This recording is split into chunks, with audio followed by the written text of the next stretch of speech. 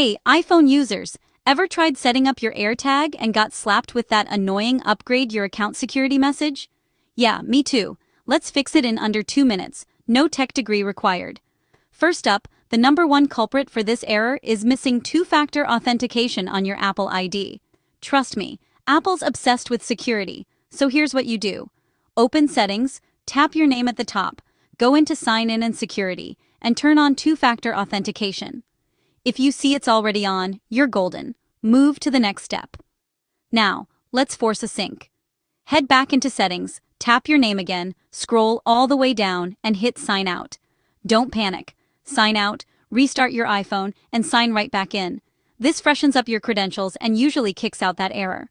Still seeing the message? Let's update your iOS.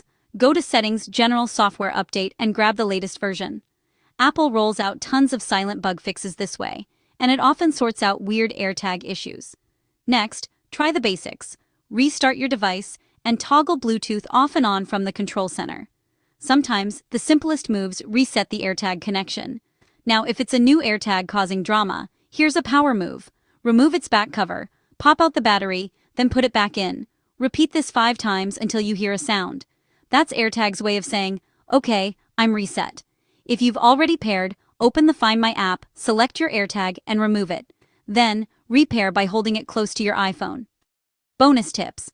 Try changing your iPhone's name in Settings or General About, then switch it back, and always keep your AirTag super close during setup. That's it. With these steps, you'll ditch that security error and get tracking in no time. Got more AirTag questions?